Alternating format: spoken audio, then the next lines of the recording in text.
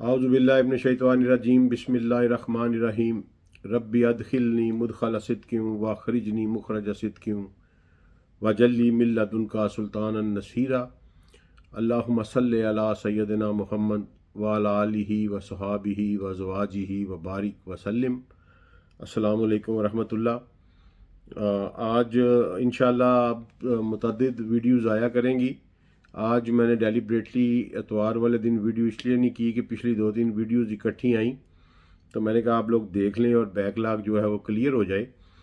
तो पिछली वीडियो में मैंने एक आपसे सवाल पूछा था कि अगर आप चाहते हैं कि जमा तदवीन कुरान के ऊपर तफसीली एक वीडियो की जाए तो मुझे बताइए। तो मेजॉरिटी ऑफ लोगों ने कहा कि जी we are ready to observe the shock, और हम इस पे बात सुनना चाहते हैं।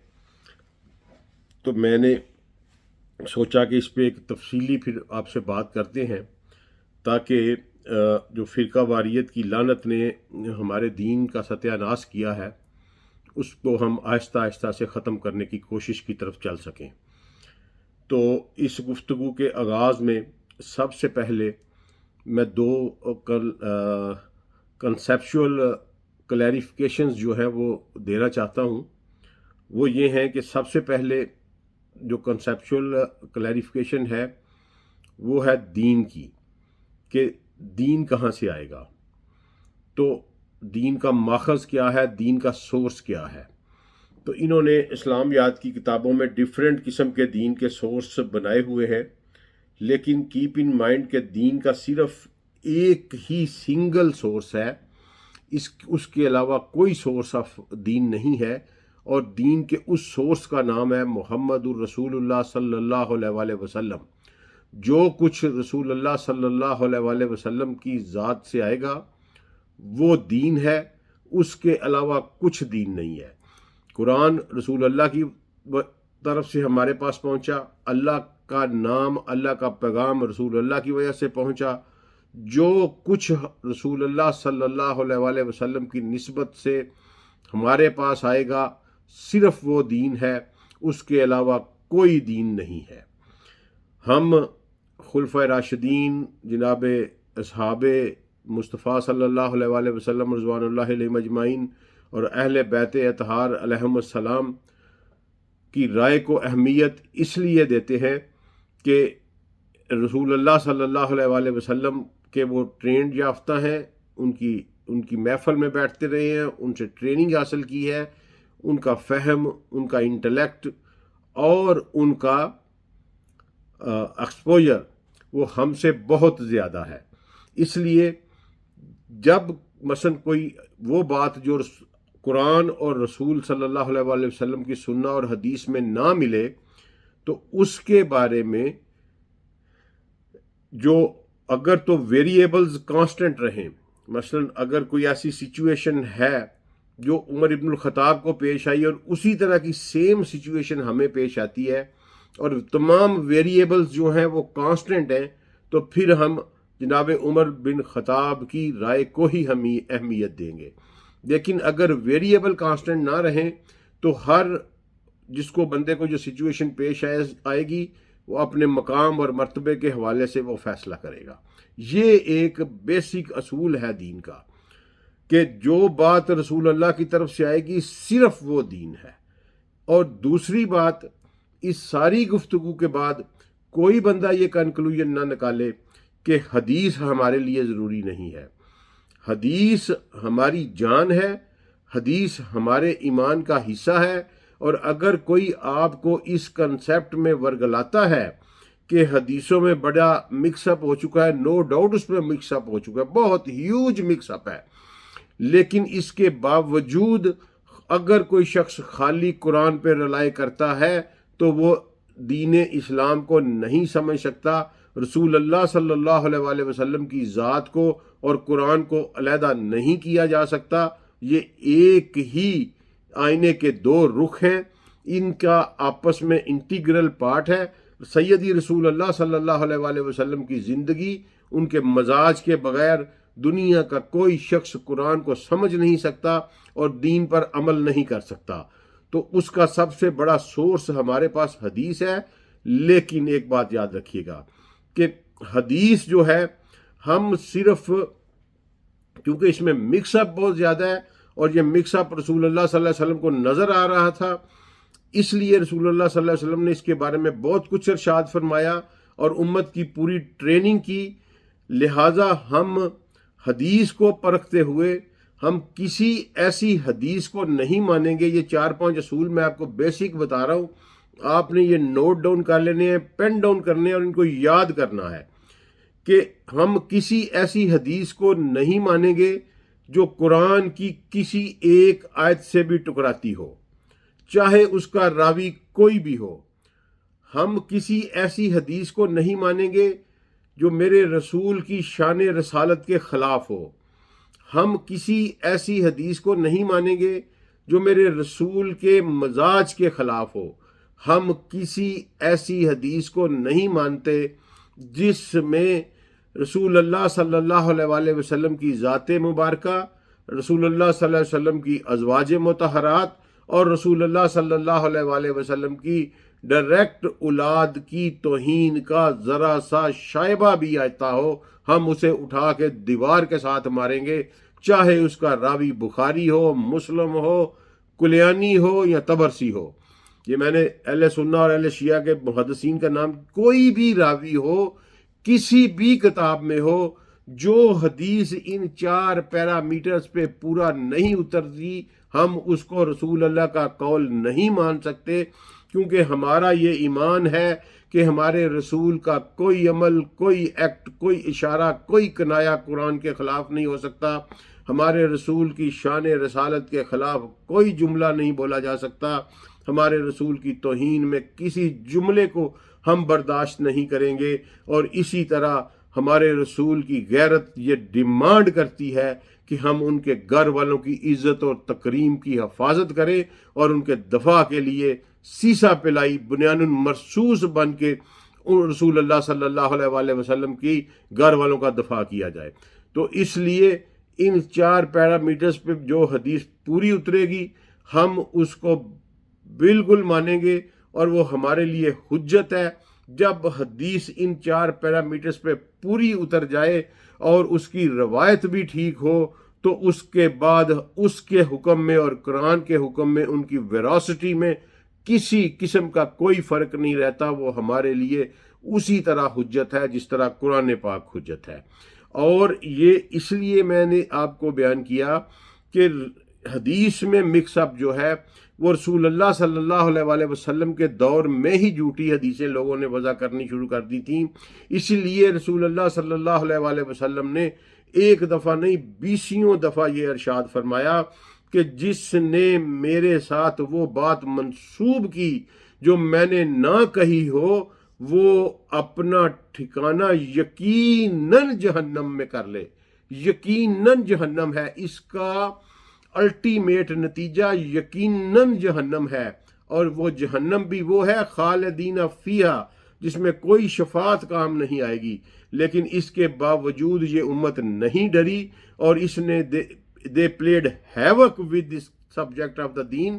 اور رسول اللہ کے دور میں بھی ایسے واقعات ہوئے۔ میں ایک واقعہ آپ کو سنا دیتا ہوں ٹریننگ پرپس کے لیے، کہ ایک شخص رسول اللہ صلی اللہ علیہ وسلم کے پاس آیا، عرابی تھا، اس نے آگے اسلام قبول کیا، چند دن مسجد نبوی شریف میں قیام کیا، ٹریننگ لی دین کی، اور اس کے بعد کہا کہ میرے قبیلے میں کچھ لوگ مسلمان ہو چکے ہیں، کچھ ابھی غیر مسلم ہیں، یا رسول اللہ آپ مجھے اپنی قمیض، اپنا کرتا بطور نشانی عطا کیجئے تاکہ میں اپنے قبیلے میں جا کے دکھاؤں، اور جو کچھ میں نے یہاں آپ کے ساتھ رہ کے سیکھا ہے وہ میں ان کو سکھاؤں اور دین کی تبلیغ کروں۔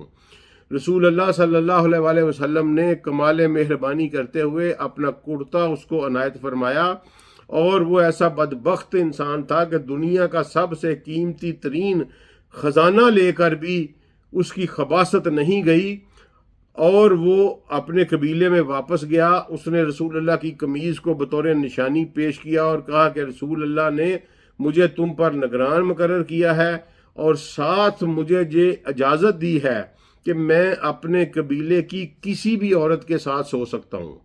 یعنی اتنی بغیرتی جا کے رسول اللہ صلی اللہ علیہ وسلم کے سے منسوب اس نے یہ بات کی، تو وہ جو لوگ پہلے سے مسلمان تھے انہوں نے کہا کہ رسول اللہ صلی اللہ علیہ وسلم کا حکم سر آنکھوں پہ، لیکن ہم نہیں سمجھتے کہ رسول اللہ نے یہ بات کی ہوگی، لہٰذا ہم بھائی رسول اللہ کا حکم ہے، ہم تمہیں ریجیکٹ نہیں کرتے، تم یہاں انتظار کرو، ہم اپنے کچھ لوگ رسول اللہ صلی اللہ علیہ وسلم کے پاس تصدیق کے لیے بھیجتے ہیں، اگر رسول اللہ نے اس کی تصدیق کی تو رسول اللہ کا حکم سر آنکھوں پہ۔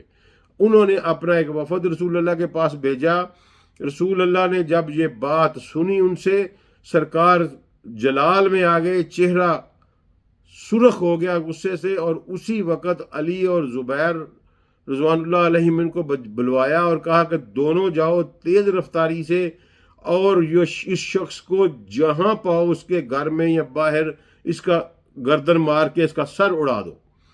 تو تیز رفتاری سے جناب علی جناب زبیر گئے، اور جب اس کے گھر میں گئے تو وہ اپنے مکان میں مردہ پڑا تھا، اور اس کے جسم کے اوپر ایک بڑا ہیوج کالا ناگ جو ہے وہ پھن پھلا کے لہرا رہا تھا، اللہ نے اس کو عذاب کا شکار کر دیا تھا۔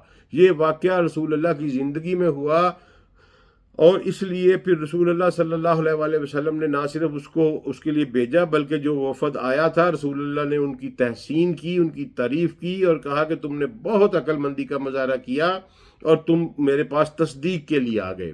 یہ ٹریننگ تھی امت کی۔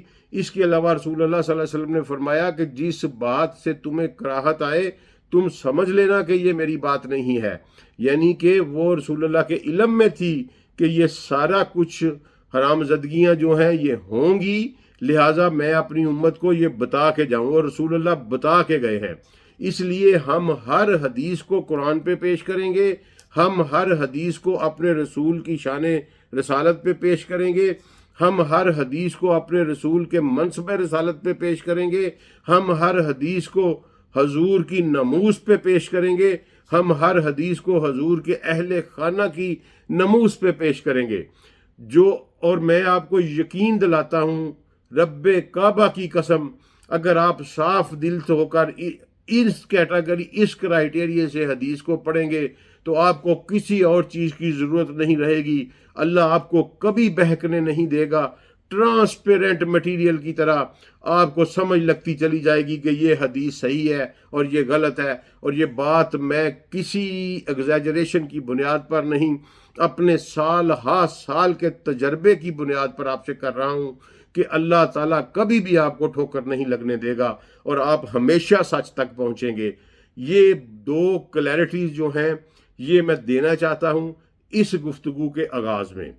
اب میں آپ کو سائنٹیفک طریقے سے جس طرح ایک تھیسس پریزنٹ کیا جاتا ہے، بالکل اسی طریقے سے میں یہ گفتگو کروں گا، اور آپ کو سیکوینس میں لے کے چلوں گا کہ جمع و تدوین قرآن کا کیا معاملہ ہے، اور اس میں میرا مقدمہ جو ہے، میں پہلے اپنا مقدمہ پیش کر دوں۔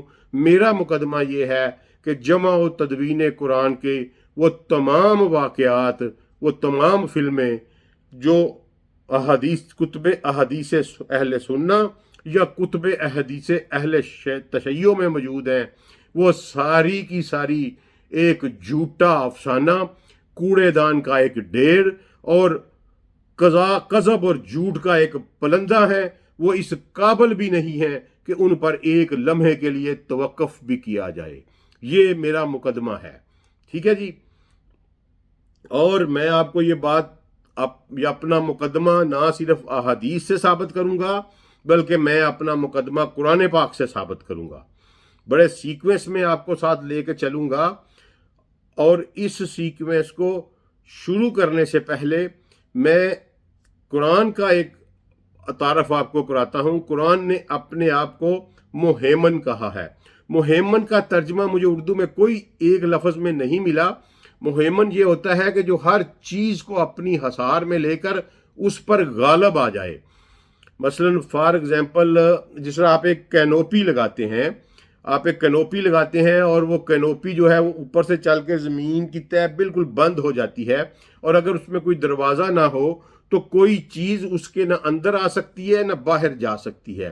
اس کانسیپٹ کو مہیمن کہتے ہیں۔ تو قرآن اپنے آپ کو مہیمن کہتا ہے، اور قرآن اپنے اگینسٹ اٹھنے والے مقدمے بڑی ایزیلی کیا کتاب ہے یار، کیا بلاغت ہے اس میں اور کیا لاجک ہے. 1 منٹ میں یہ میرا مقدمہ، میں آپ کا اپنا مقدمہ 1 منٹ میں قرآن کے چند الفاظ کے ساتھ ثابت کر دوں گا، اور اس کے بعد میں جو بھی گفتگو کروں گا وہ صرف آپ کے اشکال دور کرنے کے لیے ہوگی. مجھے اپنے مقدمے کی ثبوت کے لیے قرآن کے صرف 4 لفظ جو ہیں اس سے میرا مقدمہ ثابت ہو جائے گا. اور آپ جو لوگ ہیں، مجھے یقین ہے کیونکہ میرے جتنے بھی لسنر ہیں ان میں 99.9% جن کے ساتھ میرا پرسنل انٹریکشن ہو رہا ہے وہ سارے کے سارے پڑھے لکھے لوگ ہیں. وہ ایسے لوگ ہیں جن کو اللہ نے اولو الالباب کہہ کر، یعنی ہائر انٹلیکٹ پیپل کہہ کر مخاطب کیا ہے. وہ 1 منٹ میں یہ ساری بات سمجھ جائیں گے کہ یہ سارے کا سارا جھوٹ کا اور ایک پلندہ اور ایک افسانہ ہے. لیکن ایک بات میری ذہن میں رکھیے گا کہ رسول اللہ صلی اللہ علیہ وسلم کی حدیث کی حجت جو ہے نا، اس پہ کبھی شک نہ کریے گا. میں اس کی ایک کروڈ، ایک رف ایگزامپل، کیونکہ آج کل ایک بہت بڑا ایک سیگمنٹ یہ پھیل رہا ہے جی ہمیں صرف قرآن کی ضرورت ہے.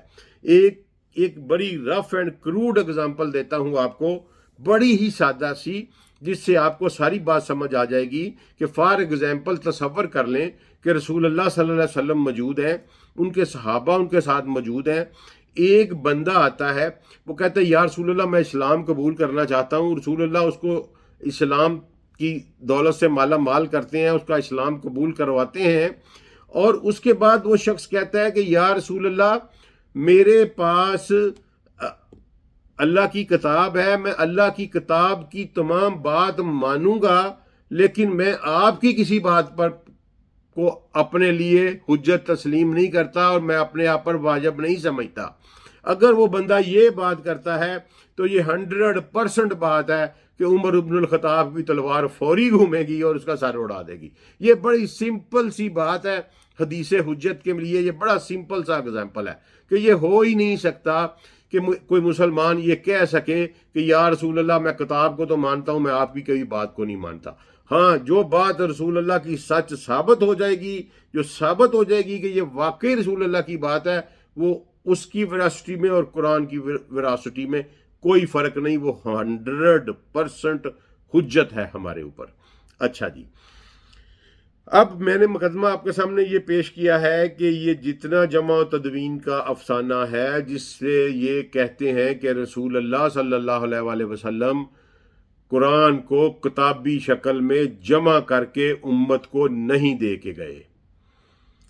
اپنے دلائل شروع کرنے سے پہلے میں ایک بل بورڈ لگانا چاہتا ہوں آپ کے سامنے، ایک قلعہ ٹھوکنا چاہتا ہوں، ایک گاڑنا چاہتا ہوں، ایک فوکل پوائنٹ بنانا چاہتا ہوں، تاکہ اس ساری گفتگو میں آپ کی توجہ اس بل بورڈ، اس فوکل پوائنٹ پہ رہے، آپ کی توجہ کہیں ادھر ادھر نہ جا سکے. اور وہ بل بورڈ میں قرآن سے لگا رہا ہوں، اور یہی قرآن کے 1 2 3 4 5 الفاظ میرا مقدمہ یہیں پر ثابت کر دیں گے. میری باقی کی ساری گفتگو جو ہے وہ صرف آپ کے اشکال اور فرقہ واریت اور یہ جو گند انہوں نے ڈالا ہے اس کے خلاف ہوگی. مجھے اپنا مقدمہ ثابت کرنے کے لیے اس کے بعد کسی دلیل کی ضرورت نہیں ہوگی، لیکن اس کے باوجود میں دلائل کے انبار لگاؤں گا. لیکن وہ بل بورڈ لگاتے ہوئے میں سب سے پہلے آپ کو لیے چلتا ہوں قرآن پاک کی سورہ طور کی طرف. بسم اللہ الرحمن الرحیم. قرآن پاک کی سورہ طور آغاز ہو رہا ہے وَالطُّورِ، مجھے طور کی قسم. شہنشاہ کائنات، رب کائنات کے الفاظ پہ غور کریے گا. وَالطُّورِ، مجھے طور کی قسم. وَکتابٍ، اور کتاب کی قسم. وَکتابٍ مَسْطُور، اور اس کتاب کی قسم جو تحریر میں لائی جا چکی ہے، جو ضبط تحریر ہے. وَالطُّور، طور کی قسم. وَکتابٍ مَسْطُور، اور ضبط تحریر میں لائی جانے والی کتاب کی قسم. فی رکن منشور، اس کتاب کی قسم جو تحریر شدہ ہے، کس پر؟ فی رکن، رک پر تحریر شدہ ہے، منشور اور نشر کر دی گئی ہے، پبلش کر دی گئی ہے، سرے عام کر دی گئی ہے۔ قرآن اپنے بارے میں اپنا تعارف یہ کروا رہا ہے کہ وہ کتاب مستور، اس کتاب کی قسم مستور جو لکھی ہوئی ہے، ضبط تحریر میں لائی جا چکی ہے، فی رکن، رک کے اوپر، رک کس کو کہتے ہیں؟ رک پارچمنٹ کو کہتے ہیں، لیدر کی انتہائی بریک جلی۔ یہ آج کے یہ جو پیپر ہے نا جی، اس سے زیادہ مضبوط، ڈیوریبل اور لائف لانگ مٹیریل ہے جس کے اوپر رسول اللہ صلی اللہ علیہ وسلم نے قرآن کو لکھوایا تھا اور پوری کتاب کی شکل دی تھی اور ملٹیپل والیوم بنوائے تھے۔ ابھی میں آپ کو ثابت کروں گا یہ بات۔ قرآن خود کہہ رہا ہے وہ کتاب اور اللہ کے علم میں یہ بات تھی کہ اگر میں پوری بات نہیں کروں گا تو یہ یہی کریں گے کہ یہ وہ کتاب ہے جی، یہ جو لوہے قلم میں پڑی ہے۔ واہ کیا بات ہے میرے رب کی! میرے رب نے کہا فی رکن، لیدر کی ایک بریک جلی کے اوپر لکھی ہوئی، اور پھر ساتھ ہی کہا منشور، نشر کر دی گئی ہے، پبلش کر دی گئی ہے، عوامی بنا دی گئی ہے، منشور پبلشڈ، نشر شدہ۔ مجھے میرا مقدمہ قرآن کے 5 الفاظ سے ثابت ہے کہ میرے رسول جب اس دنیا سے گئے، یہ آیت میرے رسول پر نازل ہوئی نا، تو وہ کتاب جس کی اللہ نے قسم کھائی وہ ضبط تحریر میں بھی لائی جا چکی تھی۔ اللہ نے مٹیریل بھی بتا دیا کہ وہ رکھ کے اوپر لکھی گئی تھی، اور اللہ نے یہ بھی بتا دیا کہ یہ نشر بھی کر دی گئی تھی، پبلش بھی ہو چکی تھی۔ یہ بل بورڈ میں آپ کے سامنے رہے، یہ بل بورڈ آپ کا اس پوری گفتگو کے دوران۔ اب آئیے کہ یہ ہوا کیا، اس کو پوری طرح ڈائسیکٹ کریں گے۔ اگر میں پوری گفتگو آج ریکارڈ کر دوں گا، اگر بہت لمبی ہو گئی تو مجھے نہیں پتا یہ کہاں ختم ہوگی، اگر یہ بہت لمبی ہوگی تو اس کو 2 حصوں میں کر دیں گے، ادروائز ایک بھی رہے گی۔ اچھا جی، آگے چلتے ہیں کہ یہ سارا کچھ یہ ہے کیا، ہوا کیا، یہ کیوں ہوا؟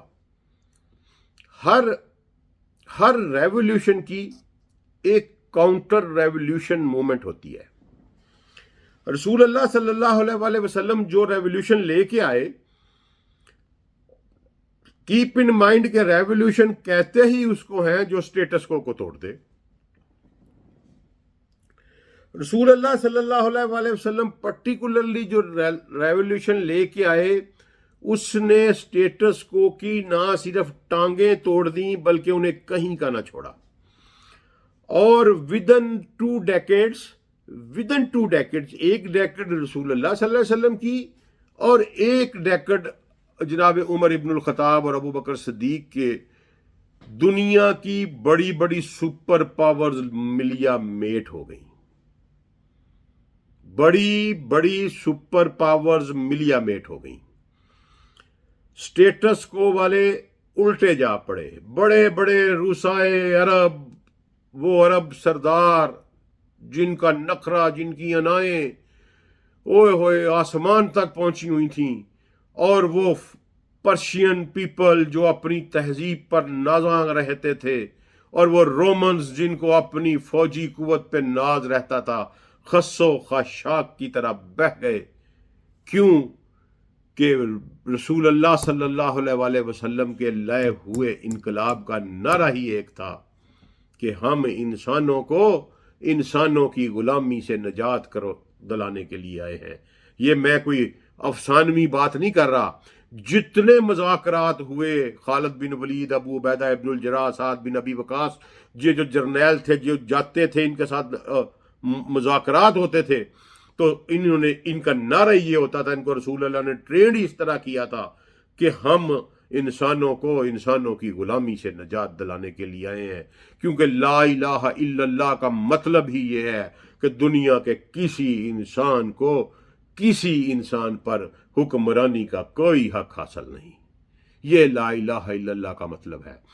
تو اس سے نتیجہ یہ ہوا کہ فی دین اللہ افواجا، تمام پبلک پسی ہوئی جو تھی وہ ساری ان کے ساتھ جڑ گئی، اور یہ سارے اسٹیٹس کو کے جو ماسٹر تھے یہ خس و خشاک کی طرح بہہ گئے، اور پھر انہوں نے یہ سوچا کہ کیسے اس کو کیپچر کیا جائے۔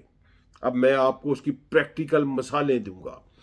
انہوں نے یہ دیکھا کہ اسلام میں صرف دو ہی چیزیں ہیں، اسلام کی ساری عمارت، اسلام کا سارا جسم، اسلام کا سب کچھ صرف دو پر مشتمل ہے، ایک اللہ کی کتاب اور ایک اللہ کا رسول۔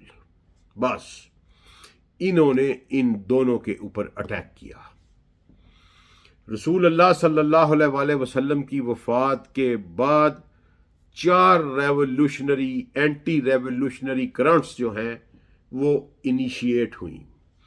پہلی اینٹی ریولوشنری کرنٹ انیشیٹ ہوئی رسول اللہ صلی اللہ علیہ وآلہ وسلم کی ذات پاک کے خلاف، اور وہ ریولوشنری کرنٹ جزیرۃ العرب سے اٹھی۔ اس ریولوشنری کرنٹ کو لیڈ کرنے والے قبائل میں بنو حنیفہ، بنو تمیم اور بنو عبد قیس 3 پرائم قبائل تھے۔ انہوں نے اپنا ایک نبی وضع کیا اور رسول اللہ کی ذات کے مقابل لے کے آئے کہ ہمارا بندہ بھی نبی ہے۔ پھر بنو تمیم نے ٹیکسیشن نظام جو اسلام نے قائم کیا تھا زکوٰۃ کا، اس کے خلاف بغاوت کی، اور چونکہ فائنینشیل مسئلہ تھا بہت سارے قبائل ان کے ساتھ مل گئے۔ بنو عبد قیس میں سے ایک بندہ، اس نے بھی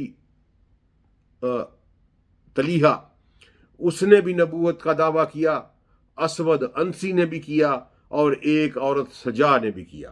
مسیلمہ کذاب، اسود انسی، طلیحہ کذاب اور سجا، یہ 4 لوگوں نے نبوت کا دعویٰ کیا، اور بغاوت کی نوبت یہاں تک پہنچی کہ رسول اللہ صلی اللہ علیہ وآلہ وسلم کی وفات کے صرف 3 ہفتے کے بعد جزیرۃ العرب پر صرف 4 مساجد تھیں جن پر نظام صلاۃ قائم تھا، باقی تمام جزیرۃ العرب پھر گیا اور نظام صلاۃ کو چھوڑ دیا۔ ایک مدینہ کی مسجد، ایک مکہ کی مسجد، ایک طائف کی مسجد اور ایک بحرین کی مسجد، بس باقی تمام قبائل باغی ہو گئے۔ اللہ ہزاروں لاکھوں کروڑوں رحمتیں نازل کرے اس دبلے پتلے سے نجیف، جسمانی طور پر نجیف سے شخص کے اوپر جو اخلاقی اور مزاج کے لحاظ سے انتہائی نستعلیق، شفیق اور رحم دل انسان تھا، جناب ابو بکر الصدیق سلام اللہ علیہ رضی اللہ عنہ۔ ان کو اللہ نے جرت و اس نجیف اور کمزور شخص کو اللہ نے جرت و استقامت کا ایسا پہاڑ بنا دیا کہ تمام تر سوشل پریشر کے باوجود، تمام تر دفاعی لیکوناز کے باوجود، وہ اللہ کا مجاہد مولا علی کو ساتھ لے کر خود تلوار لے کر نکل آیا۔ جب مدینے پہ حملہ ہوا خود تلوار لے کے نکل آیا، جس سے مسلمانوں کو غیرت آئی، اور انہوں نے پھر زور پکڑا۔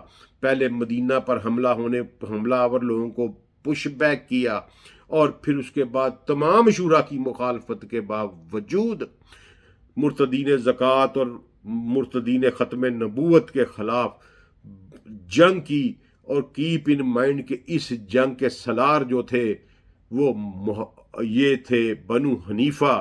انہوں نے بڑی بہادری کے ساتھ مسلمانوں کے ساتھ جنگ لڑی، اتنی، کیونکہ انہوں نے اپنا نبی بنایا، اس نبی نے اپنا کلام بنایا، یہ بالکل رسول اللہ صلی اللہ علیہ وسلم کی ذات کے پیرلر اس قذاب کو لے کے آئے، اور انہوں نے قسمیں کھائیں اور اپنی جانیں وارنے کی قسمیں کھائیں، اور واقعی انہوں نے بڑی بہادری، اتنی بہادری کے ساتھ جنگ کی کہ 2 دفعہ صحابہ کرام کے لشکر کو پسپائی اختیار کرنا پڑی۔ آخر خالد بن ولید کو بھیجا گیا، اور بہترین جنگی حکمت عملی اور رسول اللہ صلی اللہ علیہ وسلم کے صحابیوں کی جواں مردی اور بہادری کی ناقابل فراموش مثالیں ملتی ہیں جنگ یمامہ میں، اور وہ کس طرح کٹ کٹ کر گرے شمع رسالت ختم نبوت کے اوپر کہ انہوں نے کسی چیز کی پرواہ نہیں کی، اور آنے والی دنیا کے لیے یہ ایک پریسیڈنٹ ثابت کر دیا کہ ہم ختم نبوت کے اوپر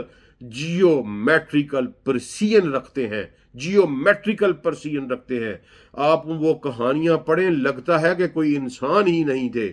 مثلا جب وہ باغ میں بند ہو گیا، باغ کی 20 فٹ اونچی چار دیواری تھی اس دور میں، اور گیٹ بہت بڑا لگا ہوا تھا، تو جناب برا بن مالک نے کہا کہ مجھے اٹھاؤ، اور مجھے اٹھا کے تو گیٹ کے دوسری طرف پھینکو، میں دروازہ کھولتا ہوں۔ یار کمال، ایسی قربانیاں دی، اور وہ ایسے کٹ کے گرے۔ اتنے نامور صحابی اس جنگ یمامہ میں شہید ہوئے کہ آپ تصور نہیں کر سکتے، ایک ایک بندے کی قیمت پوری انسانیت کے برابر تھی، لیکن انہوں نے کوئی پرواہ نہیں کی اور ختم نبوت کے عقیدے کے اوپر کوئی آنچ نہیں آنے دی۔ ہمارے 2 عقائد ایسے ہیں جن کے اوپر ہم جیومیٹریکل پرسین، میں اس لیے کہتا ہوتا ہوں کہ 1 ملی میٹر تو بڑی چھوٹی بات ہے، 1 نینو میٹر کی گنجائش بھی ہم اس پہ دینے پہ تیار نہیں ہیں۔ آپ مسلم سوسائٹی کے جس مرضی سٹریٹا میں چلے جائیں، ایک 7 سال کے بچے سے لے کر 100 سال کے بوڑھے تک، اور ایک ریڑی بان ان پڑھ سے لے کر PhD ڈاکٹر تک، مسلم سوسائٹی کے کسی بھی سٹریٹا سے آپ یہ 2 سوال پوچھیں کہ اللہ کتنے ہیں، اللہ ایک ہے۔ توحید پہ ہماری جیومیٹریکل پرسین ہے۔ دنیا کا کوئی بندہ جو مسلمان گھرانے میں بچہ پیدا ہوا ہے، وہ 7 سال کی عمر کے بعد کبھی یہ نہیں کہہ سکتا کہ ہمارے الہ دو ہیں، اور اس کے ساتھ ساتھ وہ کبھی یہ بات تسلیم نہیں کر سکتا کہ میرے نبی کے بعد کوئی اور نبی بھی ہو سکتا ہے۔ اس پہ ہماری جیومیٹریکل پرسین ہے۔ اس لیے مسلمہ کذاب سے لے کر دجال مرزا قادیانی تک جتنے بھی ذلیل لانتی کتے آئے، یہ سارے کے سارے اپنی موت آپ مر گئے، اور مسلم سٹریٹا نے انہیں کسی قسم کا کوئی رسپانس نہیں دیا، کیونکہ ہماری ان 2 عقائد کے اوپر جیومیٹریکل پرسین ہے۔ یہ پہلی کاؤنٹر ریولیوشنری کرنٹ جو رسول اللہ صلی اللہ علیہ وسلم کی ذات کے خلاف اٹھی، اور انہوں نے ہم سے نبوت چھیننا چاہی، اس کو کرش کر دیا صحابہ کرام رضوان اللہ علیہم اجمعین نے۔ دوسری ریولیوشنری کرنٹ جو دوسرے زخمی تھے وہ تھے اہل یہود، کیونکہ اہل یہود جو تھے، جس طرح آج اہل یورپ کی رگے جاں پنجہ یہود میں ہے، اس وقت اہل عرب کی رگے جاں پنجہ یہود میں تھی، اور یہودی جو تھے عرب کے سوشل اور فائنینشیل سسٹم کے اوپر اس طرح چھائے ہوئے تھے کہ بڑے بڑے سردار ان کی مٹھیوں میں بند تھے۔ یہاں میں یہ بتاتا چلوں کہ جو ودن عرب ریولیوشنری کرنٹ تھی وہ بنو حنیفہ نے لیڈ کی تھی، اور بنو حنیفہ نے آج تک اسلام کی سینٹرل سپرامیسی کو تسلیم نہیں کیا۔ بنو حنیفہ کے بارے میں تمام تاریخی روایات کہتی ہیں کہ یہ یہودی مذہب قبول کر چکے تھے، لیکن ministry of foreign affair of Saudi Arabia یہ کہتی ہے کہ یہ کرسچنز تھے۔ واٹس ایور دے ور، انہوں نے رسول اللہ صلی اللہ علیہ وسلم کے بغض کو اپنے سینوں میں پالا، اور ان کی اس کے بعد کی 1400 سال کی تاریخ بنو حنیفہ کی پڑھ کے دیکھ لیں، انہوں نے کبھی بھی اسلام کی سینٹرل اتھارٹی کو تسلیم نہیں کیا، اور رسول اللہ صلی اللہ علیہ وسلم کے ساتھ ایک پرٹیکولر ایک اسپیشل قسم کا بغض رکھتے ہیں، اور یہ وہی خاندان ہے جو آج سعودی عرب میں حکمران ہے، اور بنو تمیم وہی خاندان ہے جو آج قطر میں حکمران ہے، اور بنو عبد قیس وہی خاندان ہے جو آج UAE میں حکمران ہے۔ ان کے 2 آگے سے قبیلے ہو گئے، ایک الفلائی اور ایک الفلاسی۔ الفلائی جو ہے وہ شارجہ والے ہیں اور الفلاسی والے جو ہیں جو دبئی والے ہیں. اس پہ تفصیلی بات کریں گے. لیکن انہوں نے لیڈ کی رسول اللہ صلی اللہ علیہ وسلم کی ذات کے خلاف جو کاؤنٹر ریولوشنری کرنٹ تھی, اینڈ دے ور کراشڈ بائی صحابہ کرام رضوان اللہ علیہم اجمعین. اچھا, اس کے بعد اہل یہود, چونکہ قرآن پاک میں ان کا ایک وتیرہ آیا ہے, وہ یہ ہے کہ یہ ہمیشہ دیوار کے پیچھے سے وار کریں گے, تمہارے سامنے کبھی آ کر نہیں لڑیں گے. یہ بڑی خسیس اور ذلیل قسم کی قوم ہے. منافق اور شرارت اور عجیب و غریب ان کی سائیکالوجی ہے. وہی سائیکالوجی کے تحت, کیونکہ ان کو بہت بڑی چوٹ لگی تھی, پہلے رسول اللہ صلی اللہ علیہ وسلم نے انہیں مدینہ کے گرد و نواح سے ذلیل کر کے نکالا. اس کے بعد رسول اللہ صلی اللہ علیہ وسلم نے ان سے خیبر چھینا, رسول اللہ صلی اللہ علیہ وسلم نے ان سے فدق چھینا, اور اس کے بعد پھر جناب عمر ابن الخطاب نے آتے ہی ان کو جزیرۃ العرب کی حدود سے باہر نکال دیا, فنش کر دیا ان کو وہاں سے. ان کے دل زخمی تھے, ان کو چوٹیں لگی ہوئی تھیں. یہ رسول اللہ صلی اللہ علیہ وسلم کے خلاف بغض رکھتے تھے, اور اس سے زیادہ یہ قرآن کے خلاف بغض رکھتے تھے. ان کو پتہ تھا کہ ہماری سپرامیسی کو قرآن نے آ کے ختم کیا ہے, تو انہوں نے جس سازش کا آغاز کیا وہ قرآن کے خلاف سازش تھی. خوش قسمتی سے وہ سازش پکڑی بھی گئی ٹائم سے, لیکن بد قسمتی سے وہ اریڈیکیٹ نہ کی جا سکی. ایک جگہ ہے عین التمر, یہ آج بھی جگہ واقع ہے حجاز اور عراق کے بارڈر کے اوپر. اس وقت یہ پرشین امپائر کا ایک کنٹونمنٹ تھا, ان کی ایک فوجی چھاونی تھی, یہاں پر ایک قلعہ تھا. خالد ابن الولید نے 633 عیسوی میں اس کے اوپر حملہ کیا. 632 عیسوی میں رسول اللہ صلی اللہ علیہ وسلم کا وصال مبارک ہوتا ہے, اور 633 عیسوی میں خالد ابن الولید جو ہے وہ عین التمر, جو بالکل حجاز اور ایران کے بارڈر کے اوپر ہے. عراق اس وقت ایران کا حصہ تھا, بلکہ پرشین امپائر کا کیپٹل تھا. تو اس کے بارڈر کے اوپر جو ہے یہ عین التمر کا ایک فوجی کنٹونمنٹ تھا. اس پہ اوپر حملہ کیا, اور اس کو جب فتح کر لیا خالد ابن الولید نے, تو خالد ابن الولید نے کہا کہ جن جن لوگوں نے ہمارے ساتھ لڑائی کی ہے وہ سارے قتل کیے جائیں گے, اور جو لوگ لڑائی میں شامل نہیں تھے ان سب کو غلام بنایا جائے گا. تو انہوں نے اپنے کچھ ساتھیوں کو پہلے انہوں نے اعلان کروایا کہ تمام مرد شہر سے باہر آ جائے. وہ آ گئے, تو پھر اس کے بعد انہوں نے اپنے چند ساتھیوں کو شہر کی تلاشی کے لیے بھیجا. وہ سارا شہر خالی تھا, صرف ایک کنیسہ تھا وہاں پر.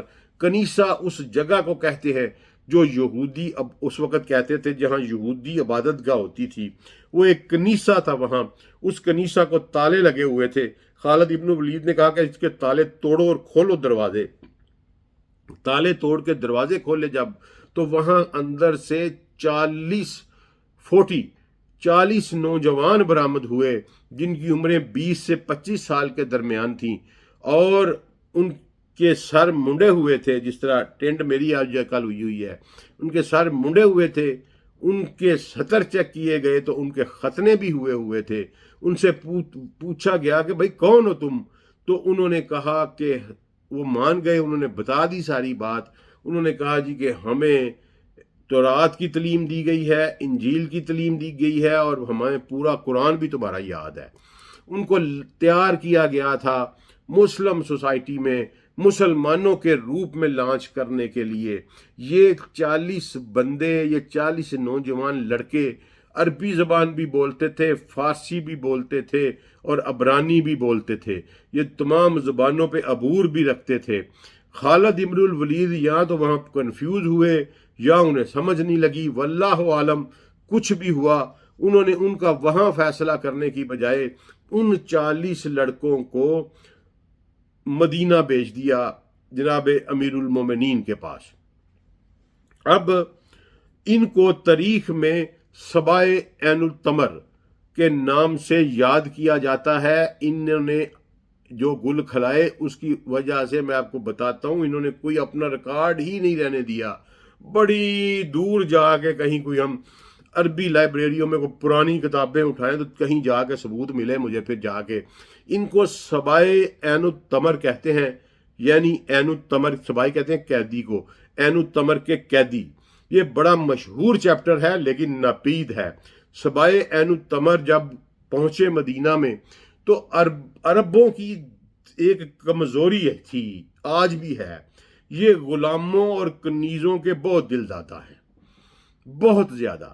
اب یہ لڑکے جب آئے، یہ کمپیٹنٹ تھے، یہ پڑھے لکھے تھے، یہ ملٹیپل لینگویجز بول رہے تھے، ان کو حساب کتاب آتا تھا، تو عربوں کو اور کیا چاہیے تھا، کس طرح کے کمپیٹنٹ نوکر مل جائیں۔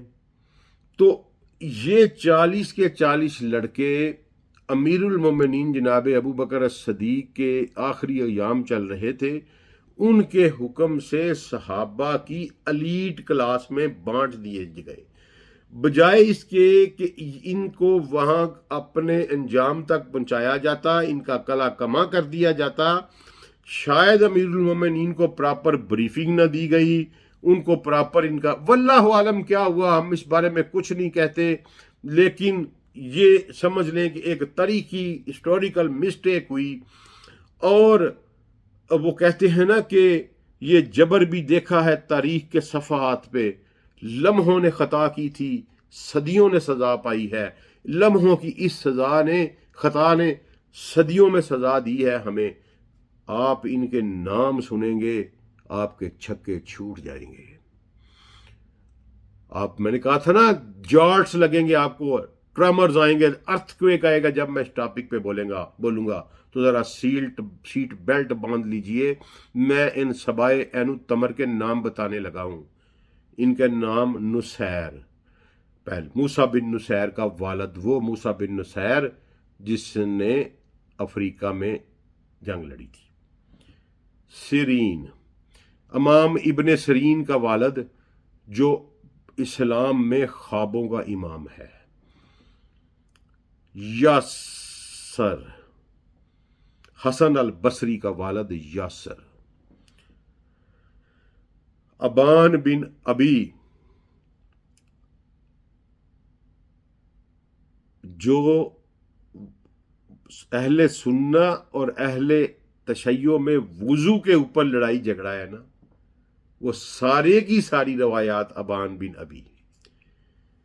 شہاب زہری، اس کا بیٹا ابن شہاب زہری۔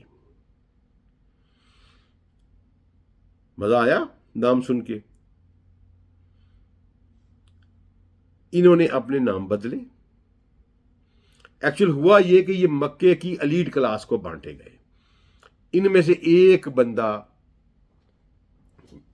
اس کا میں آپ کو نام بتانے لگا، ایک بندہ سب سے پہلے جناب عثمان بن عفان کو دیا گیا، اس کا نام تھا ابان بن ابی، اس نے اپنا نام رکھا۔ ایک بندہ جناب زبیر اور جناب عبد الرحمن بن عوف کو دیا گیا، دو بھائی تھے یہ شہاب، اس نے اپنے نام کے ساتھ ان کے قبیلے کی وجہ سے زہرہ قبیلہ تھا ان کا، تو اس نے اپنے نام کے ساتھ شہاب زہری لگا لیا۔ ان میں سے ایک بندہ جناب عمر ابن الخطاب کو دیا گیا، کو پتہ کون تھا وہ؟ عمر ابن الخطاب کا شورۂ آفاق غلام اسلم، جس کے بیٹے زید بن اسلم نے روایات کی برمار کی، اور یہ زید بن اسلم وہ شخص ہے جس نے سنی کتابوں میں وہ روایت نقل کی کہ جناب عمر ابن الخطاب نے جناب سیدہ کے گھر پہ حملہ کیا تھا۔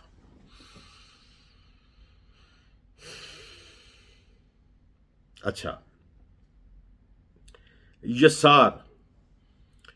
یسار کا بیٹا اسحاق کا بیٹا محمد ابن اسحاق جس کو کہتے ہیں، شورۂ آفاق سیرت المغازی کا رائٹر، پہلا رائٹر۔ ابو بکر ابن ابی شعبہ،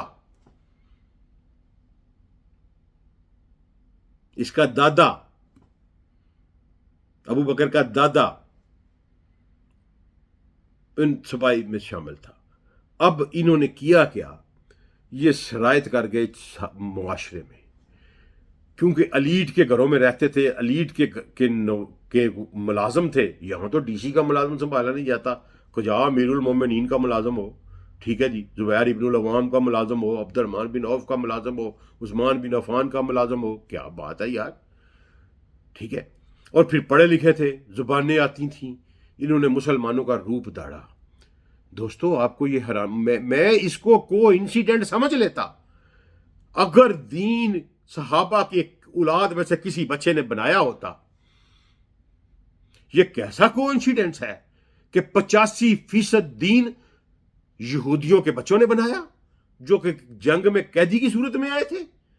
حسن البصری امام تصوف، ابن سیرین امام خواب تعبیر، ابن شہاب زہری امام الحدیث، ابن ابی شعبہ امام الحدیث، ابن اسحاق امام السیرہ۔ کمال ہو گئی یار بات، نہ کوئی عبد الرحمن بن ابو بکر آیا، نہ عبداللہ بن عمر آیا، نہ زبیر کا کوئی بیٹا آیا، نہ عبد الرحمن بن عوف کا آیا، نہ سعد بن معاذ کا آیا، نہ سعد بن ابی عبیدہ کا آیا، نہ کعب بن مالک کا آیا، نہ ابی بن کعب کا آیا، نہ ابو حذیفہ کا آیا، نہ حذیفہ بن یمان کا آیا۔ اور یار یہ لوگ رسول اللہ کے ساتھی تھے، دین ان کی طرف سے آنا چاہیے تھا، یہ کون ہے؟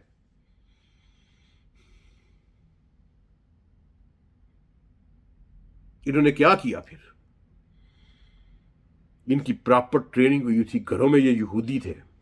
آج بھی آپ لٹریچر ڈھونڈنے نکلے، انہوں نے یہودیت کے نشان وہاں سے ختم کر دیے ہیں، جہاں کہیں بھی سبائی ابن کا کوئی اول تو ملتا ہی نہیں، انہوں نے شجرے بدل دیکھے نا، اسلم جو تھا نا عمر ابن الخطاب کا جو غلام تھا، اس نے اپنے نام کے ساتھ جناب عمر کی وفات کے بعد اپنے نام کے ساتھ لگایا اسلم ادوی مکی کرشی، اسلم ادوی کرشی مکی۔ اور ایک مولوی میرے ساتھ بحث پڑا، جی وہ تو ادوی تھا، میں کہا تیرا دماغ خراب ہے، اگر وہ ادوی تھا، بنو ادی سے تعلق رہتا تو غلام کیسے بن گیا؟ عرب میں تو قریش کو غلام بنانا جرم تھا، تو غلام کیسے بن گیا پھر؟ وہ ایک طرف کہتے عمر کا غلام تھا، ایک طرف کہتے ادوی تھا، وہ اگر ادوی ہے تو غلام نہیں بن سکتا، اگر غلام ہے تو ادوی نہیں ہو سکتا۔ اتنا بڑا دھوکہ ہے یہ، اتنا بڑا دھوکہ ہے کہ کوئی اس تک پہنچ ہی نہیں پاتا۔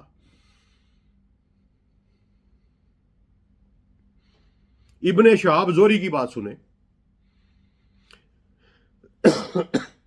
تمام محدثین نے ایک اصول بنایا کہ کسی ایسے شخص سے حدیث نہیں لی جائے گی جو اپنے دور میں حکومت کا وظیفہ خوار یا حکومت کا ڈائریکٹ ملازم ہو۔ کسی ایسے شخص سے حدیث نہیں لی جائے گی جس کے بارے میں یہ ثابت ہو جائے کہ یہ حدیث میں ادراج کرتا ہے۔ ادراج کہتے ہیں کہ اپنی طرف سے بات کو شامل کرنا۔ محدثین نے اس پہ اصول بنایا کہ جو شخص ادراج کرے وہ ضعیف کنسیڈر نہیں ہوگا بلکہ وہ کذاب کنسیڈر ہوگا۔ ابن شہاب زہری کے اوپر ادراجات زہری حجر بن اسقلانی نے بھی لکھی، ذہبی نے بھی اس پہ کلام کیا کہ یہ شخص ادراجات کرتا ہے، اس کے باوجود صحائح ستہ کی 40% روایات ابن شہاب زہری سے ہے۔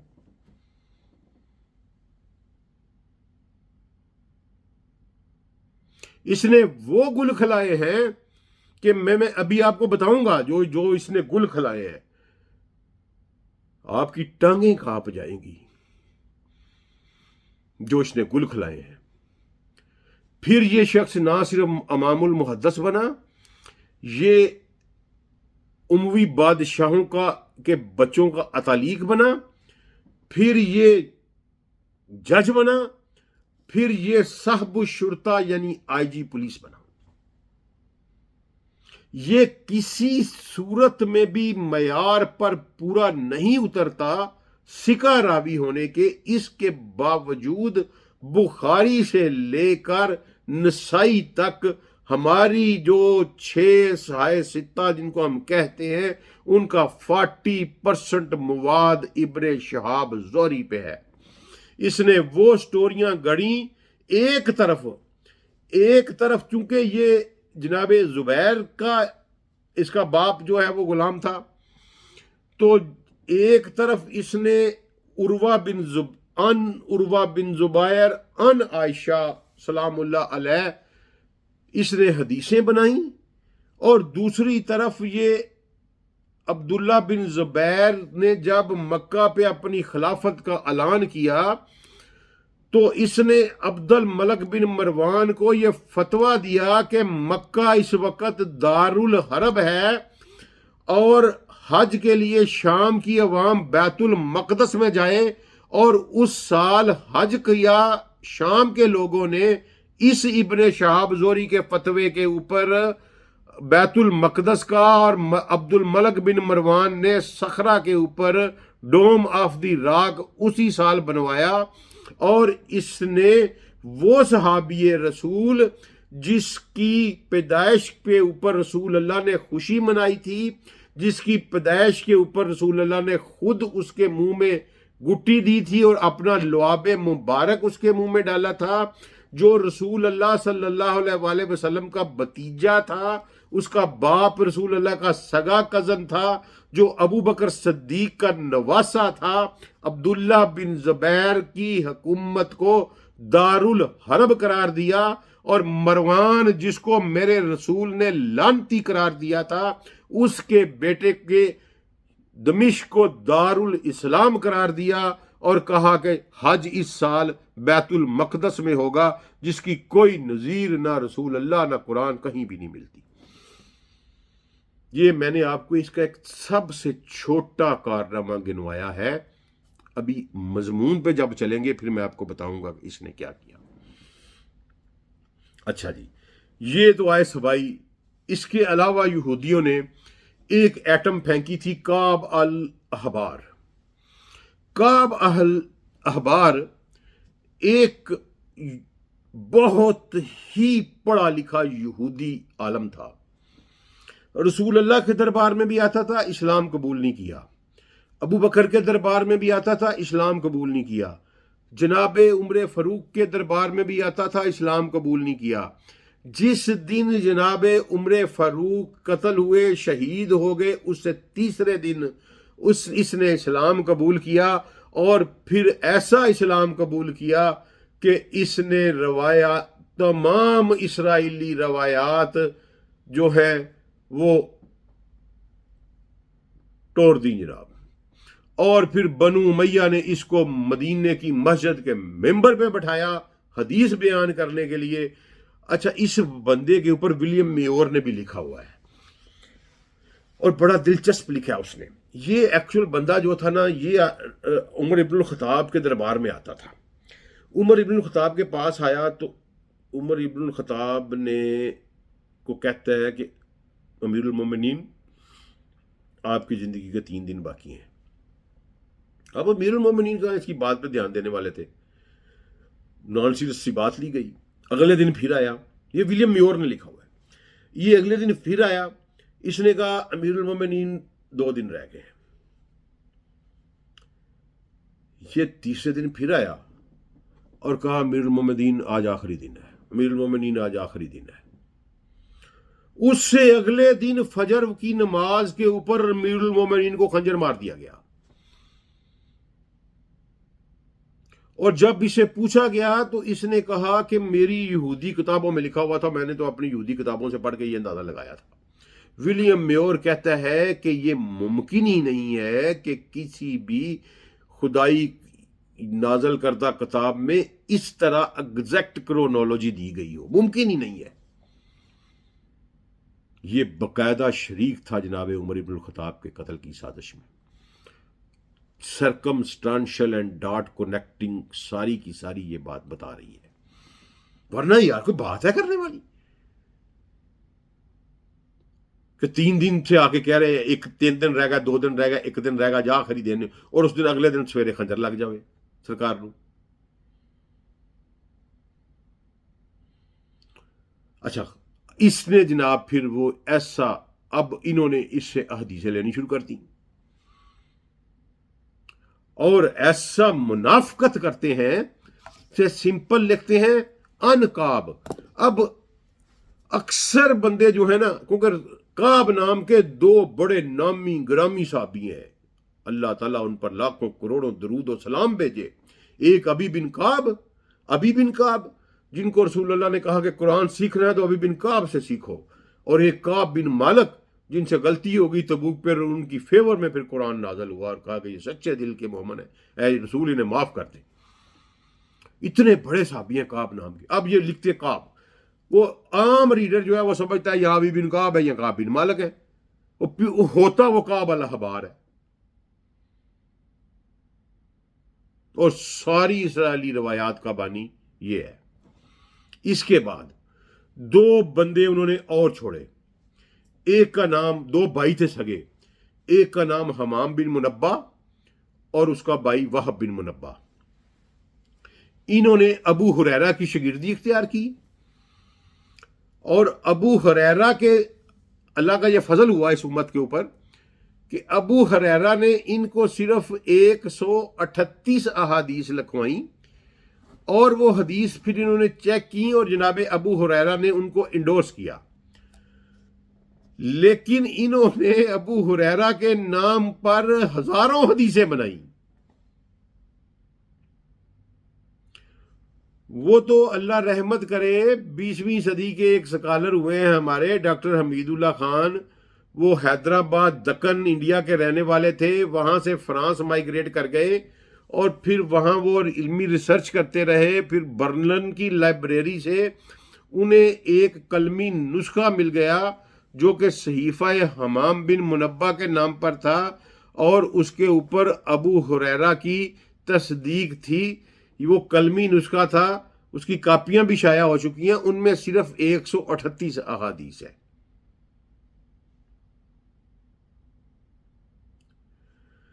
اچھا، یہ ہوا حملہ یہودیوں کی جانب سے، ایک سبائے عین التمر کی طرف سے کے ذریعے سے، کعب احبار، وہب بن منبہ اور حمام بن منبہ۔ محمد بن اسحاق، یسار کا بیٹا یسار جو تھا وہ سبائے عین التمر میں تھا، اس کا بیٹا اسحاق اور اس کا بیٹا آگے محمد بن اسحاق نے وہ گل کھلائے اور اتنی باریک واردات ڈالی ہے کہ میں نے اس کے بعد غامدی صاحب کو اتنی باریک واردات ڈالتے دیکھا ہے، ورنہ عام بندہ اس باریک واردات کو پکڑ ہی نہیں سکتا۔ اور سارے جھوٹے قصے انہوں نے منسوب کر دیے، ایک ایک چل کے آگے میں بتاؤں گا آپ کو، ان کے پورا کچا چٹا کھول کے ٹک ٹک کر کے آپ کے سامنے رکھوں گا۔ ابھی صرف میں پری ایمبل دے رہا ہوں، پری ایمبل کہ کاؤنٹر ریولوشنری کرنٹس کیا ہوئی تھی۔ تیسری کاؤنٹر ریولوشنری کرنٹ ایران کی جانب سے اٹھی۔ ہرمزان ایک ڈائی ہارڈ سپہ سالار تھا یزدگرد کا، پرشین ایمپرر کا، اور یہ جو آپ نے پڑھے ہوئے ہیں نا رستم وغیرہ، ان سے بہت اونچا مقام تھا ہرمزان کا دربار میں، پرشین ایمپرر کے دربار میں۔ اور یہ اتنا ڈائی ہارڈ تھا کہ جب یزدگرد مدائن چھوڑ کے بھاگ گیا، ایران چھوڑ کے بھاگ گیا اور فرغانہ چلا گیا، سینٹرل ایشیا میں چلا گیا، وہ بھی اس وقت پرشین امپائر ہی تھی، اس بندے نے نہیں بھاگا، اس نے ہرمزان نے ہتھیار نہیں ڈالے، اس نے گوریلا وار شروع کی، اور یہ وار مسلسل 6 سال مسلمانوں کے ناک میں اس نے دم کیے رکھا، اور آخر تستر ایک آخری شہر ہے ایران کا، وہاں جا کے یہ قابو آیا۔ جناب ابو موسیٰ اشری اس لشکر کی قیادت کر رہے تھے، یہ تستر میں جا کے بھی یہ قلعہ بند ہوا، وہاں بھی اس نے ڈائی ہارڈ لڑائی لڑی، اور پھر یہ ایک فصیل تھی اس کے اوپر جا کے چڑھ گیا، اور نیچے سے جو مسلمان آتا تھا اس کو تیر مار کے مار دیتا تھا۔ بہت سارے مسلمانوں کا وہاں جانی نقصان ہوا، مسلمانوں نے اس کو گھیرے میں لیے رکھا، کتنے مہینے وہ محاصرہ چلتا رہا۔ اس کے بعد اس کے ساتھ مذاکرات ہوئے اوپر سے ہی، اور اس نے مذاکرات میں کہا کہ میں صرف ایک شرط میں میں ہتھیار ڈالوں گا کہ میرا فیصلہ آپ کے امیر المومنین کریں گے، آپ ابو موسیٰ اشری نہیں کریں گے، آپ مجھے عزت و احترام کے ساتھ اپنے امیر المومنین کے دربار میں بھیج دیں گے۔ जनाबे वाला अबू मूसा अशरी ने इसको कबूल कर लिया। अब जब ये सुलह हो गई और इसको कहा कि नीचे आओ, तो ये नीचे आ रहा था, तो एक सहाबी, बहुत बड़े सहाबी जनाब बरा बिन मालिक, वो सीढ़ियां चढ़ गए उस फसील की, तो इसने सीधा उनको तीर सीने पे मार के तो शहीद कर दिया। उस पर जनाब बरा बिन मालिक के भाई आजब बिन मालिक रजी अल्लाह अन्हु भी वहां मौजूद थे। उन्होंने अबू मूसा अशरी को कहा कि ये सुलह हो चुकी थी, जंग बंद हो चुकी थी, इसने डेलीबरेटली मेरे भाई को कत्ल किया है, लिहाजा इस पे हद नाफज की जाए। अबू मूसा अशरी ने कहा कि यार हम इससे वादा कर चुके हैं कि तुम्हें अमीरुल मोमिनीन के पास भेजेंगे, इसको भी अमीरुल मोमिनीन के पास भेज देते हैं, तुम भी अमीरुल मोमिनीन के पास जाके अपना मुकदमा पेश कर दो, जैसे अमीरुल मोमिनीन कहेंगे वैसे जो है हम इसको वहां जाके इंसाफ ले लेना। आजब बिन मालिक भी इस पे राजी हो गए। ये अमीरुल मोमिनीन के दरबार में भेजा गया, वहां आके इसने ड्रामा किया, पहले ड्रामा किया और आजब बिन मालिक ने अपना केस पेश किया। जनाब उमर इब्नुल खताब ने कहा कि इसकी गर्दन मार दी जाए बरा बिन मालिक के कत्ल के जुर्म में। आजब बिन मालिक मुकदमे के मदई थे। इसने कहा जी मुझे पानी पिलाया जाए। ये बिल्कुल डॉक्यूमेंटेड वाकया है, मैं क्यों सुना रहा हूं मैं बताता हूं आपको।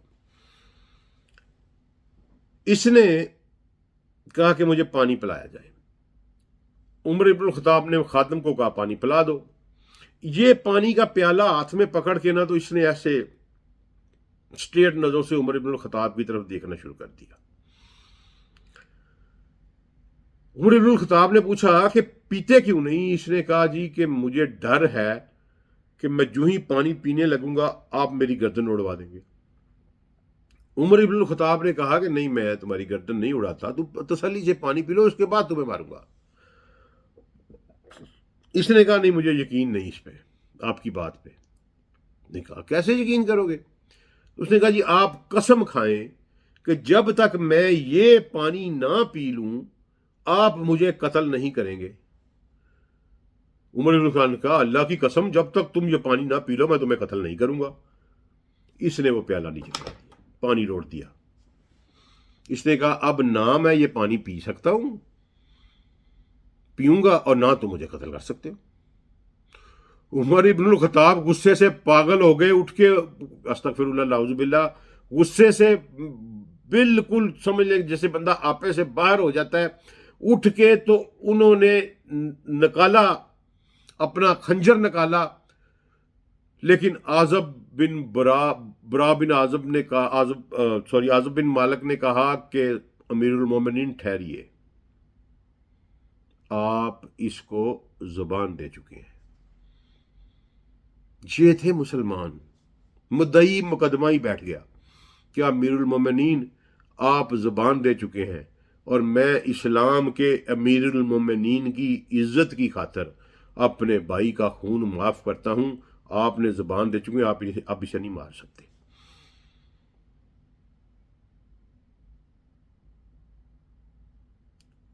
अच्छा, इसको अब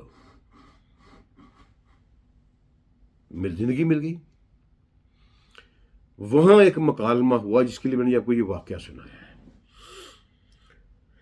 इस उमर इब्नुल खताब ने से कहा अच्छा रमजान, तुम बहुत बड़े वजीर और सलार थे यज़दगर्द एम्परर ऑफ पर्शिया के दरबार में, और हमें तुम कहते थे कि तुम बद्दू और गो खाने वाले और पता नहीं क्या क्या बातें तुम हमारे खिलाफ करते थे, बताओ क्या हुआ, अब कहां गई तुम्हारी सिविलाइजेशन? ऐसे ही कहा उमर इब्नुल खताब। इसने कहा उमर, तुम वाकई बद्दू और गो खाने वाली कौम हो, हम वाकई दुनिया के आला तरीन तहजीब के मालिक हैं। हमारे और तुम्हारे दरमियान में एक फर्क आ गया है और वो फर्क अल्लाह की किताब है। उस अल्लाह की किताब की वजह से तुम हम पर गालिब आ गए हो। लेकिन उमर याद रखना, मेरी कौम के तमाम ज़हीन अफराद یعنی کہ انٹیلیجنسیا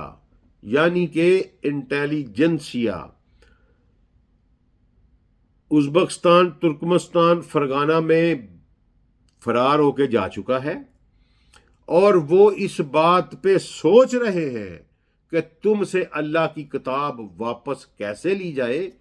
عمر یاد رکھنا کہ ہم اللہ کی کتاب تمہارے پاس رہنے نہیں دیں گے۔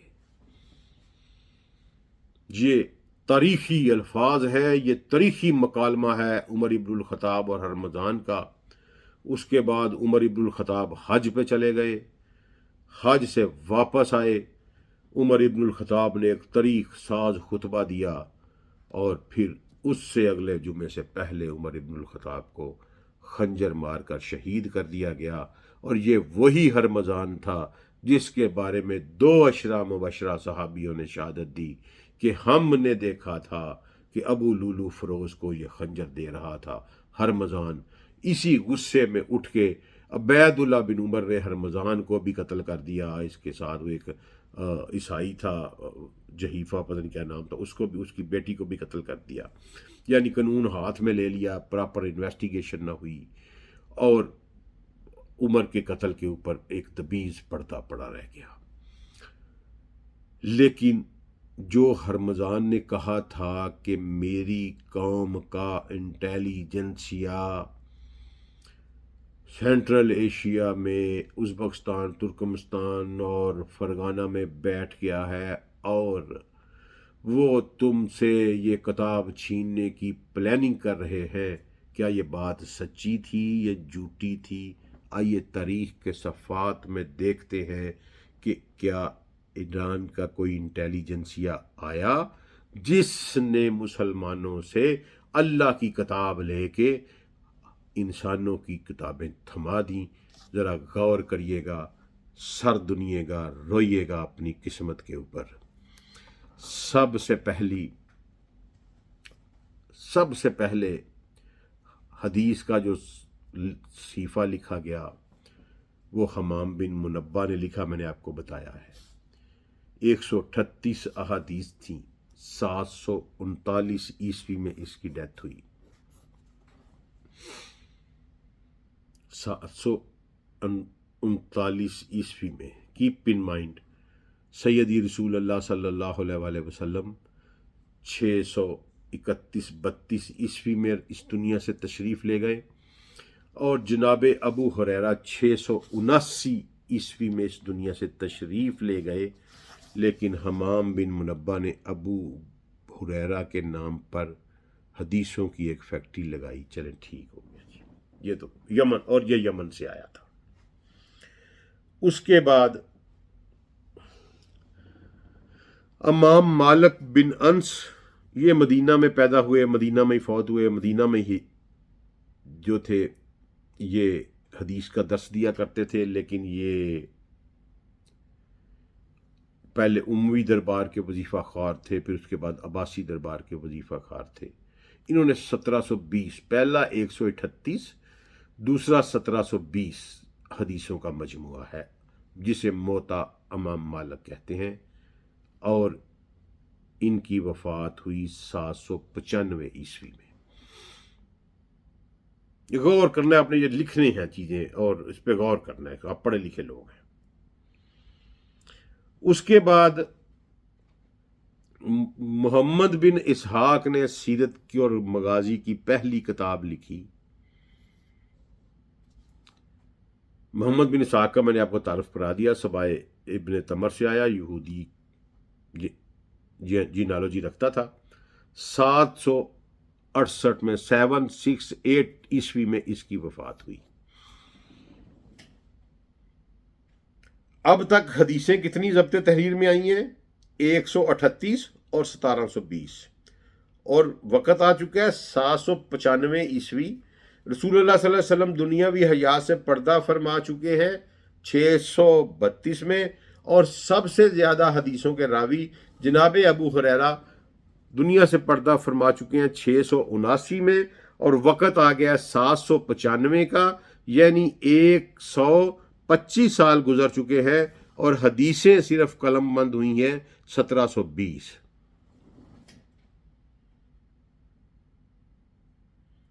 अच्छा जी, अब पहला ईरानी इंटेलेक्चुअल आता है अहमद बिन हम्बल, ईरान से, अरब से कोई तल्लक नहीं। हदीसें कितनी हैं? 30,000 से 40,000। रसूलुल्लाह जा चुके हैं, सहाबी जा चुके हैं। आखिरी सहाबी जनाबे वासला अबू तुफैल 110 हिजरी में उनका वसाल होता है। रसूलुल्लाह सल्लल्लाहु अलैहि वसल्लम की वफात के एग्जैक्ट 100 साल के बाद, यानी के 731 में इस दुनिया में वो आंख और वो कान बाकी न रहे जिन्होंने रसूलुल्लाह को देखा था और सुना था। ठीक है। अहमद बिन हम्बल 855 हिजरी में वफात पाते हैं और मुस्नद अहमद बिन हम्बल जो वो लिखते हैं, मुकम्मल करते हैं, वो 820 से 840 के दरमियान, यानी रसूलुल्लाह सल्लल्लाहु अलैहि वसल्लम की वफात के तकरीबन 210 साल के बाद वो एक किताब लिखते हैं। और उससे पहले ज़ब्ते तहरीर में आने वाली हदीसों की तादाद बामुश्किल 2000 है। 1720 मदीना के इमाम मालिक की और 138 अबू हुरैरा के ज़रिए हमाम बिन मुनब्बा की, और अहमद बिन हम्बल के पास 731 में आखिरी सहाबी फौत हो गया, लेकिन अहमद बिन हम्बल के पास 820 में 30 से 40 हजार हदीसें आ जाती हैं। आई होंगी, मैं नहीं कहता भाई, कुछ नहीं कहता। अब बस आपने गौर करते जाना है। ये फर्स्ट ईरानियन एंट्री है। अगला इमाम बुखारी, ये भी पर्शियन एंट्री है,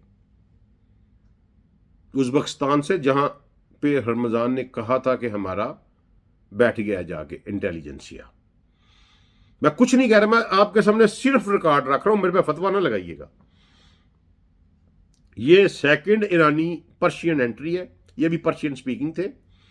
सेकिंग, और कीप इन माइंड, एक बात मैं कहना आपसे भूल गया, सहाबा इकराम रिजवानुल्लाह अलैहिम अजमाइन के कदमे मुबारक जिस सर जमीन पे पड़े, जिसको उसने फतह किया, उसका कल्चर, उसकी लैंग्वेज अरबी हो गई। मदीने से चलकर मराकश, अलजायर और ट्यूनस तक जहां जहां मेरे रसूल के सहाबा गए, चाहे वो मिस्र की सिविलाइजेशन हो, चाहे सीरियन की हो, चाहे शमाली अफ्रीका की हो, लीबिया की हो, अल सुडान की हो, अलजायर की हो, ट्यूनस की हो, मराकश तक, वो फ्रांस के किनारे तक चले गए, वहां जबान अरबी होती चली गई। नहीं हो सकी तो ईरान की जबान अरबी नहीं हो सकी, आज भी फारसी है। जरा गौर करिएगा इस बात पे। अच्छा जी, Bukhari second Iranian Persian speaking entry है, और बुखारी साहब जो हैं ये जनाब 870 ईस्वी में वफात पाते हैं। 870 में, 855 में इमाम अहमद हम्बल वफात पाई, 870 में बुखारी ने वफात पाई, और इन्होंने अपनी जो सही बुखारी मुरतब की, उसमें कोई तकरीबन 2,803,000 अहादीस हैं, अगर तकरार को निकाल दिया जाए। अगर तकरार रेपिटिशन को शामिल किया जाए, कोई 7,000 है, तकरार निकाल दी जाए को 2,800-2,900 बाकी बच जाती है। ये इन्होंने अपनी सही में ली, लेकिन इकट्ठी कितनी की इन्होंने? 6 लाख अहादीस इन्होंने इकट्ठी की, और उसमें से फिर 4700 या 2700 जो है वो सही इन्होंने कहा कि है, बाकी सारी इन्होंने छोड़ दी। 6 लाख हदीसें कहां से आ गई, जबकि रसूल अल्लाह को इस दुनिया से गए हुए मोर देन 200 ईयर्स हो चुके हैं।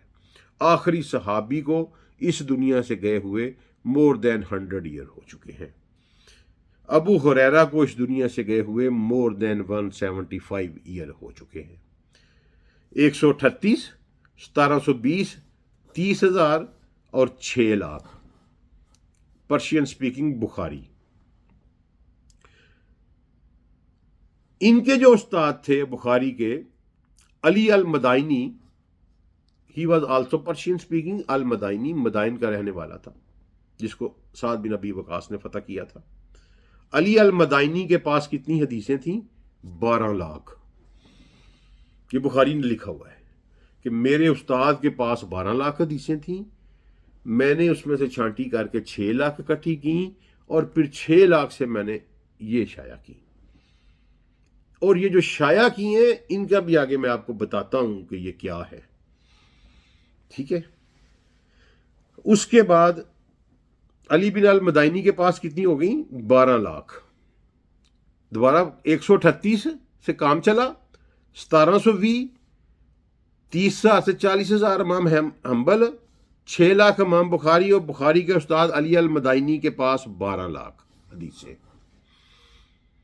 اچھا جی، اگلی انٹری وہ بھی پرشین سپیکنگ انٹری، مسلم بن حجاج نیشا پوری، جن کو ہم امام مسلم کہتے ہیں، یہ بھی نیشا پور کے پرشین سپیکنگ، آج بھی ایران کا حصہ ہے۔ انہوں نے کتنی حدیثیں اکٹھی کی؟ 3 لاکھ، اور 3 لاکھ میں سے پھر 4800 جو ہیں انہوں نے اپنی صحیح مسلم میں لے کے آئے۔ 3 لاکھ سے 4800، 4800۔ اچھا جی، اس کے بعد آگے محمد بن یزید ابن ماجہ،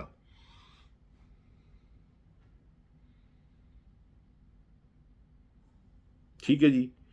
یہ فزدین ایک علاقہ ہے پرشین سپیکنگ، آج کل عراق میں ہے، اس وقت یہ پرشین امپائر کا حصہ تھا۔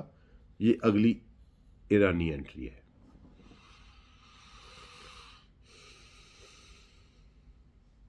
انہوں نے 4 لاکھ حدیثیں اکٹھی کی، اور اس میں سے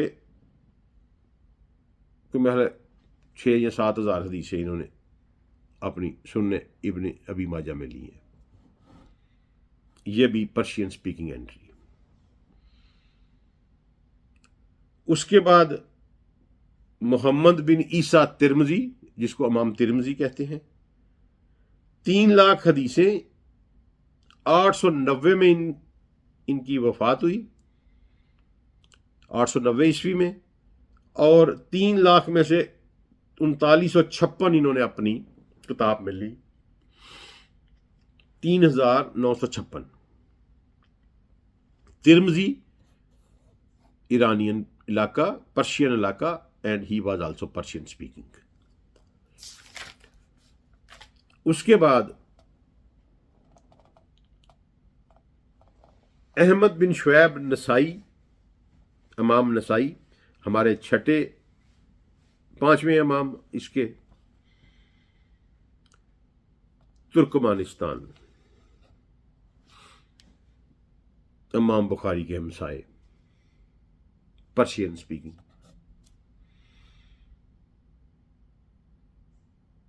اس کے بعد 6 امام سلیمان بن اشت ابو داؤد، جن کو ہم امام ابو داؤد کہتے ہیں، سیستان ایران میں آج ہے، پرشین سپیکنگ۔ یہ 880 میں ان کا وصال ہوا۔ یہ ہے صحائے ستہ۔ کسی صحابی کو یہ مہلت نہیں ملی یا توفیق نہیں ہوئی، ان کی کسی اولاد کو یہ توفیق نہیں ہوئی۔ یہ ایران سے آ کے ہرمزان نے جو کہا تھا، کیا آپ کو وہ سچا نظر نہیں آ رہا؟ اچھا جی، اب آئیے دوسری طرف، میرے اہل تشیع بھائیوں کی طرف۔ اہل تشیع کی اثنا عشری شاخ کی پہلی تفسیر قرآن لکھی علی کمی نے کوئی 252 ہجری میں، ایرانی، پرشین سپیکنگ۔ ان کا شاگرد یعقوب کلیانی، اس نے اصول الکافی لکھی، पर्शियन स्पीकिंग।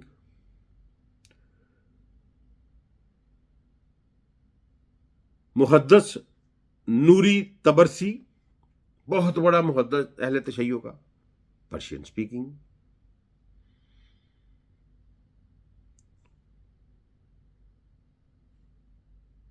अलामा बाकर मजलसी, जिसने बिहारुल अनवार लिखी, पर्शियन स्पीकिंग।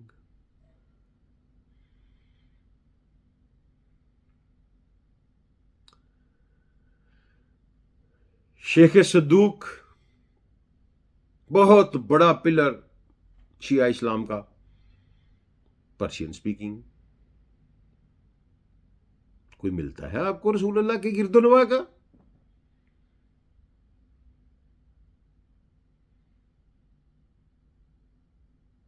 किसी सहाबी की औलाद को यह तौफीक नहीं हुई, अहले बैत के किसी बच्चे को यह तौफीक नहीं हुई कि वो किताबें लिख सके, लिखने ही नहीं दी गई। अगर लिखी तो बंदे मरवा के तलफ कर दी गई। ये तलख हकीकत है। ये हमला हुआ कुरान पाक पे।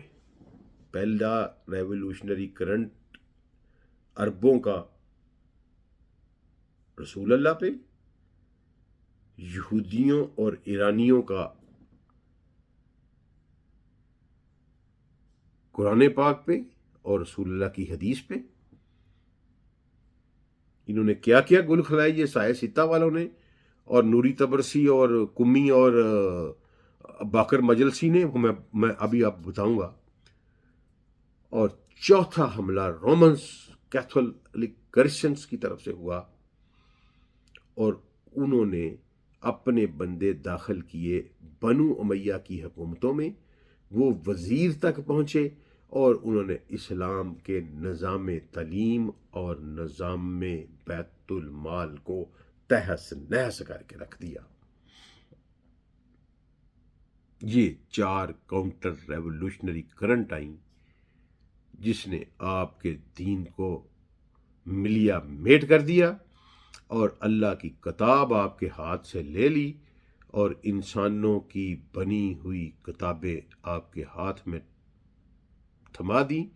इंसानों की भी नहीं, यहूदियों के बेटों की और पर्शियन स्पीकिंग के लोगों के लिखी हुई किताबें आज आपका दीन बन गई।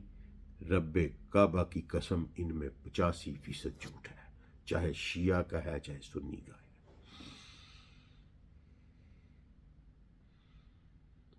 इस एपिसोड में इतना ही, अगली एपिसोड में आगे चलेंगे।